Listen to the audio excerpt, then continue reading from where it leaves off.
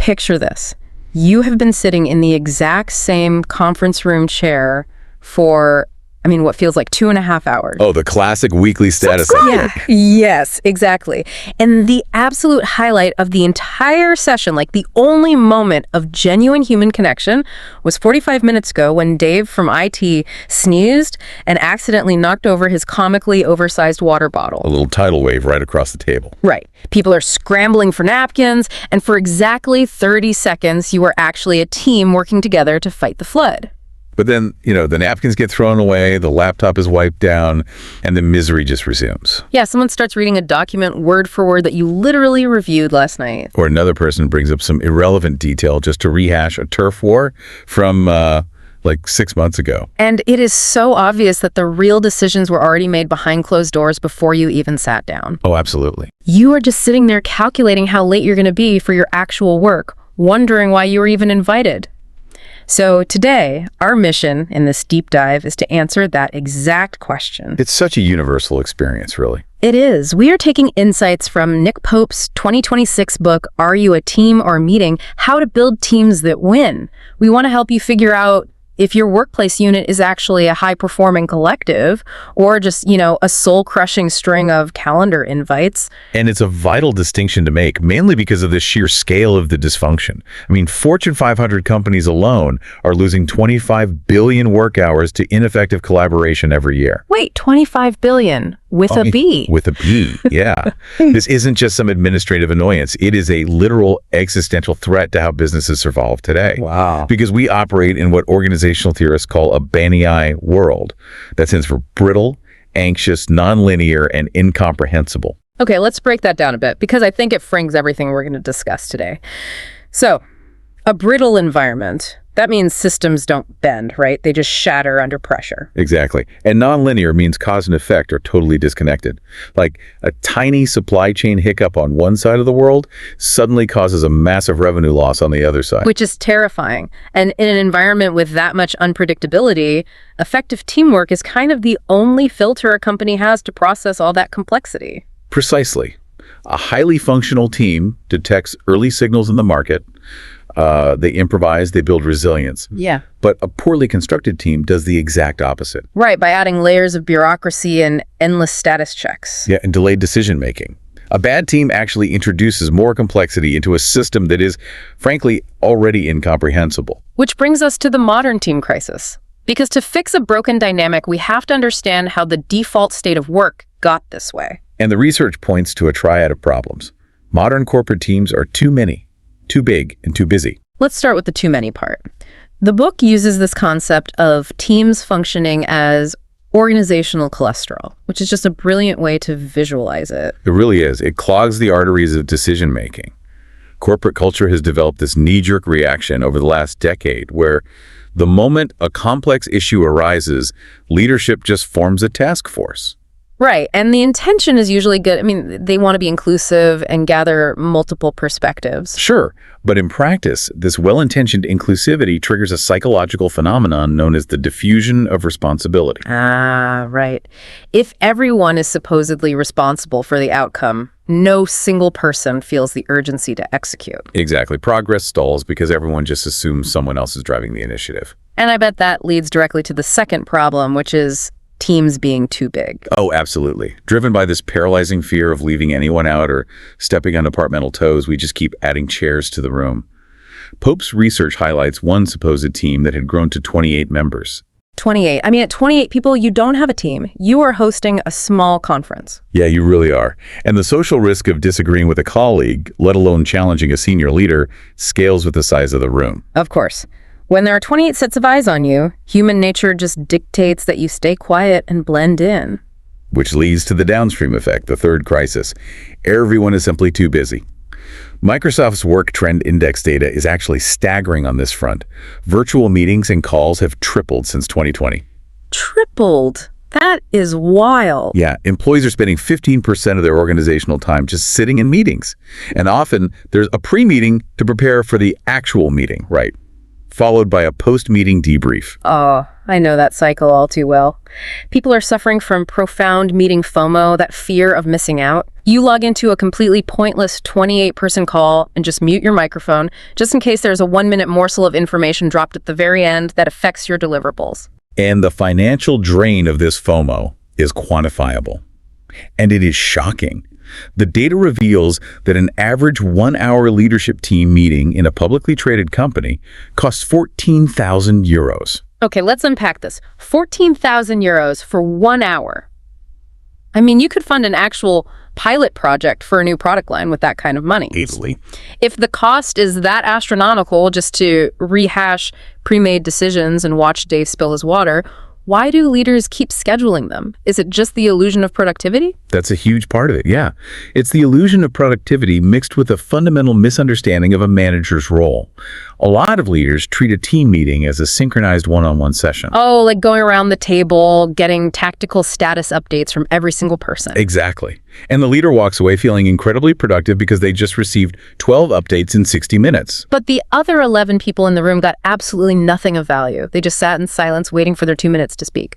So they effectively cost the company 14,000 euros just to be an audience. Right. And since gathering 28 people to drain capital isn't teamwork, we desperately need to redefine what a team actually is. So what does the research say? How do we redefine it? Well, foundational thinkers in organizational psychology, like Katzenbach, Smith, and Hackman, they draw a very hard line here. A true team requires a small, stable group, mutual accountability, a shared purpose, and most importantly, interdependent tasks. Interdependence, that's the litmus test, right? Yeah. If you can accomplish your goal entirely on your own, you're functioning in a work group, not a team. Precisely. In a true team, your deliverables are so inextricably woven together that you physically or intellectually cannot succeed unless your colleagues succeed. And when a group lacks that interdependence, they fall victim to the high PPO effect, right? Yes, the highest paid person's opinion. In a weak work group, members aren't relying on each other's expertise. They are literally just waiting to see what the highest paid person in the room wants and then adjusting their opinions to align with the boss. So there's no synergy or collective intelligence. It's just obedience disguised as alignment. Exactly. And we've all heard Jeff Bezos' famous 2-pizza rule to combat this, the idea that a team should be small enough to be fed by 2 pizzas. Yeah, it's become a massive corporate cliche at this point. It has, but there is actual mathematical logic behind it that gets completely ignored. Okay, lay the math on me. It's all about communication nodes. So the formula for the number of links between people in a group is n times n minus 1 divided by 2. Right, okay. So if you have a team of 5 people, there are 10 links to manage.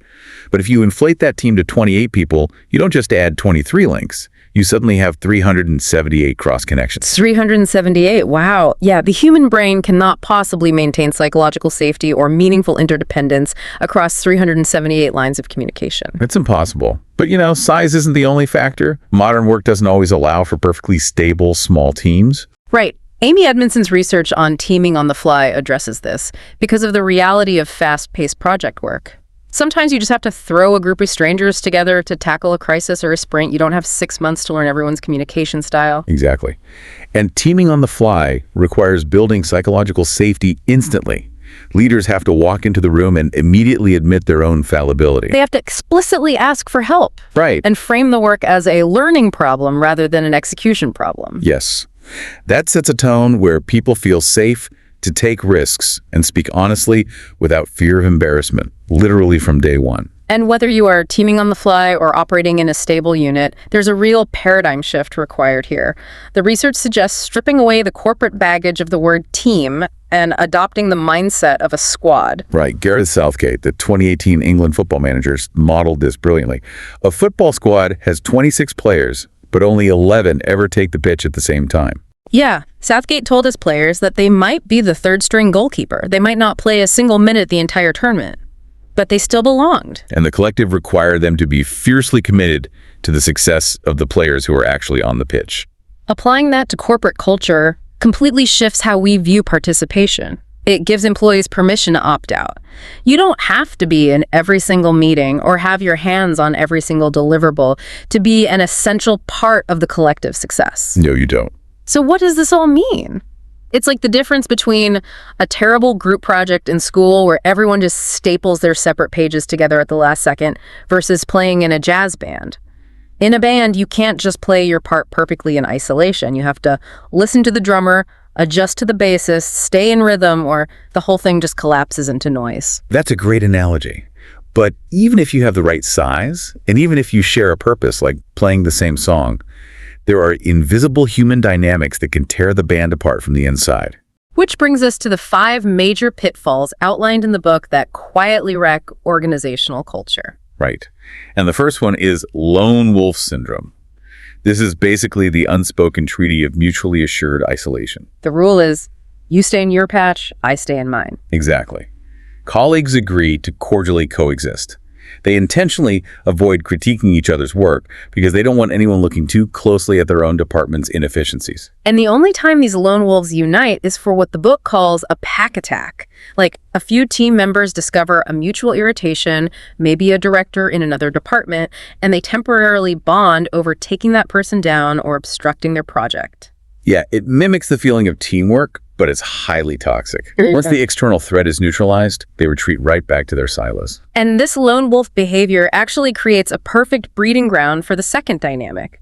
Because people stay in their silos, they develop an immunity to outside feedback. This results in rightitis. Rightitis, yeah. The collective addiction to being right. It's a great term. It really is. Yeah. And it's fueled by a cocktail of cognitive biases.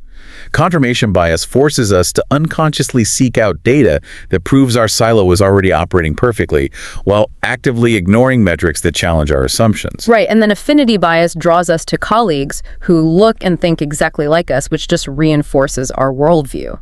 And then groupthink seals the trap by making harmony more important than healthy debate. A team infected with rightitis will never innovate, because innovation fundamentally requires admitting that your current methodology might be flawed. And because everyone is so focused on proving they are right, they inevitably turn their attention to the easiest, most visible problems to solve, which triggers the third dynamic, short-term firefighting.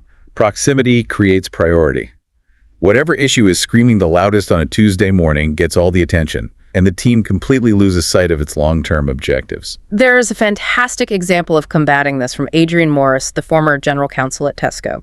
During a massive accounting scandal, he was surrounded by immediate, blazing legal fires. The natural instinct would be to drag the entire senior team into the weeds to put out those fires. Exactly. But instead, he constantly forced his team to pause and ask, what is our unique strategic contribution? He demanded they focus on the high-level work that only they were positioned to do, rather than doing the work of the people 2 levels below them. Because when senior leaders get dragged into day-to-day operational firefighting, which is a phenomenon called compression, they abandon the strategic steering the company actually needs to survive that Banai world we talked about earlier. Right. And to avoid clashing over these daily fires, teams often resort to the fourth dynamic, which is prioritizing niceness over kindness. Drawing on Glennon Doyle's psychological framework, the research draws a really sharp distinction here. Being nice is about keeping things comfortable in the moment, but being kind requires authenticity and a commitment to the truth, even if it causes temporary friction. Here's where it gets really interesting to me. Niceness over kindness leads to this counterfeit collaboration. I've definitely seen this happen in real time. Someone pitches a bold, highly disruptive idea, but to be nice and make sure no one feels left out, the project lead invites input from a dozen different stakeholders across various departments. Because they buy into the illusion that more input equals better output. Right. But when you try to incorporate the preferences of 12 different people, you have to compromise the core vision. You water down the bold idea until it is completely unrecognizable, safe, and totally mediocre. Yeah, counterfeit collaboration breeds a culture where people have a pleasant chat, pretend to commit to a direction, and then secretly disagree and drag their feet later. It's like buying someone a generic, terrible gift just because it's polite. Rather than having the potentially awkward conversation to find out what they actually need, it dilutes the innovation entirely. That's exactly it. And the culmination of all this, the lone wolf thing, the rightitis, the firefighting, and the counterfeit collaboration, inevitably leads to the fifth dynamic, which is exhaustion. Which is a vicious compounding cycle. It is. Teams become completely overwhelmed by the sheer volume of unprioritized work generated by all that counterfeit collaboration. This explains why corporate well-being programs so often fail to move the needle on employee health. Yeah, you cannot fix systemic exhaustion with a mandatory Friday mindfulness seminar. If leadership doesn't address the root cause, which is the inability to prioritize and say no, a well-being initiative just becomes one more tedious task that an exhausted employee doesn't have time to complete. Right. It treats a symptom while completely ignoring the disease. So once you spot these dysfunctions, how do you map your way out? For decades, corporate teams have used an outdated map, and it's time to chart a new course. Yes, anyone who has taken a basic management course knows Bruce Tuckman's 4 stages of team development. Forming, storming, norming, performing. Exactly. It has been treated as the undisputed gold standard of team theory since 1965. But the research completely tears Tuckman's model down, pointing out a massive flaw in his original methodology. Which is crazy to think about because we've all been taught this. Tuckman based his framework heavily on observing voluntary therapy groups and laboratory experiments, not natural salaried work groups. Right. And the stakes dictate the behavior. The stakes in those two environments couldn't be more opposed. In a voluntary weekly therapy session, the entire goal is emotional exposure. The stakes of disrupting the status quo are relatively low, so it is safe to storm and have open conflict. But in a corporate environment, your mortgage and your healthcare depend on your salary. The consequences of having a major emotional conflict with the person who decides your next promotion are vastly different. Exactly. Salaried employees don't naturally storm. They hide, they back-channel, they smile and nod during that €14,000 meeting, and then they complain to their work best friend in the parking lot. Which completely undermines Tuckman's model. It assumes a neat, linear progression that simply does not exist in the messy, high-stakes reality of modern business. So replacing Tuckman, Nick Pope offers a much more fluid framework called the 6 modes of team performance. These are competition, communication, coordination, cooperation, collaboration, and co-creation.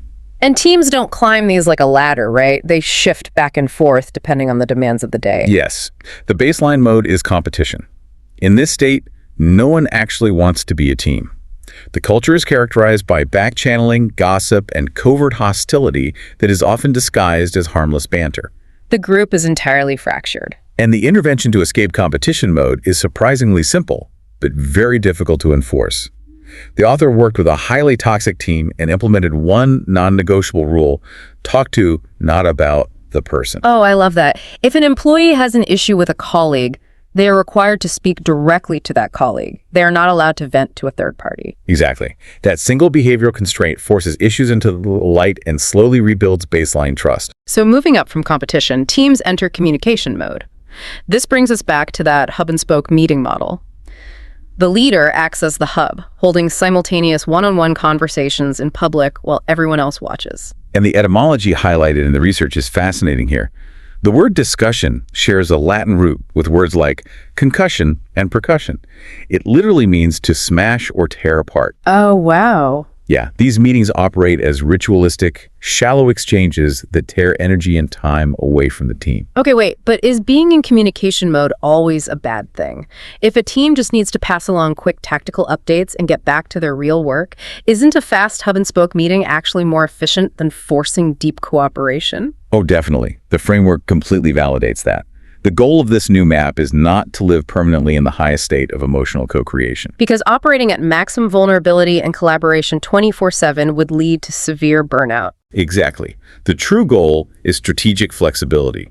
A high-performing unit recognizes when a task requires shifting down into communication mode for a 5-minute rapid update, and when a complex problem requires shifting up into collaboration. So the dysfunction only occurs when a team gets permanently stuck in communication mode and forgets how to engage the higher gears. Right. And the tipping point to accessing those higher gears is coordination mode. Teams frequently hit this state during a sudden crisis. When disaster strikes, the artificial turf wars drop. People instinctively offer to cover for each other, and real, rapid negotiations happen in the hallways outside of formal meetings. Coordination is the exact boundary line between being a collection of people in a meeting and being an actual team. But crises are temporary. Once the fire's out, teams often regress to their silos. To move permanently past coordination, a team has to achieve cooperation mode. This state is driven by a genuine internal desire to work together rather than external pressure. Colleagues become generous with their time, their resources, and their attention. Yet, as with everything, even cooperation has a dark side. A team can easily overplay this mode. In a highly cooperative, nice culture, nobody wants to be the bottleneck. Nobody wants to say no. Right, so the group ends up agreeing to take on every proposed project, which entirely destroys the organization's ability to prioritize. Which leads to a mind-blowing statistic from Babson College professor Rob Cross. In these hyper-cooperative environments, the distribution of labor becomes wildly skewed. Cross found that only 3 to 5% of employees end up doing 20 to 35% of the value-added collaboration. That is wild. It's the curse of the capable. It really is. The most helpful, competent people become completely overloaded because they physically cannot say no to their teammates' requests for help. So to survive cooperation mode, teams have to master the art of disagreeing agreeably. A capable employee must be empowered to look at a colleague and say, I want to support you, but my unique strategic contribution requires me to focus my energy over here right now. They have to choose being kind over being nice. Yeah, absolutely. We have covered an immense amount of ground today. We started by calculating the staggering €14,000 cost of a single, pointless leadership meeting that serves only as a synchronized one-on-one. We explored the liberating paradigm of treating your people like a squad, where sitting on the bench for a specific project doesn't diminish your value to the collective goal. We unpacked the mechanics of the hidden dynamics destroying corporate culture, how isolation breeds the cognitive biases of ratitis, which forces teams into short-term firefighting, leading to counterfeit collaboration and ultimate exhaustion. Yeah, and we established why it's time to retire Bruce Tuckman's 1965 therapy group model, replacing it with the fluid, strategic shifting of the 6 modes of team performance. It requires a complete reimagining of how we spend our working hours. But I want to leave you with a final unaddressed thread to pull on from the source material. Humans are a deeply intrinsically social species. We are neurologically wired for togetherness. We really are. The research points out that the way a team functions doesn't just impact the bottom line, it can actually be a powerful remedy for mental health. People who possess close, interdependent connections at work are significantly less susceptible to systemic burnout. Because in a true team, where trust flows and tasks are genuinely shared, the work generates psychological energy rather than draining it. Exactly. So if the outside world is increasingly brittle, anxious, and unpredictable, and your current team is just a draining calendar invite, could having the courage to tear down your polite counterfeit meetings and build a genuine team actually be the ultimate form of self-care and professional survival? It is definitely something for you to ponder the next time you log into a 28-person status call, just waiting for Dave from IT to spill his water bottle just to feel something real.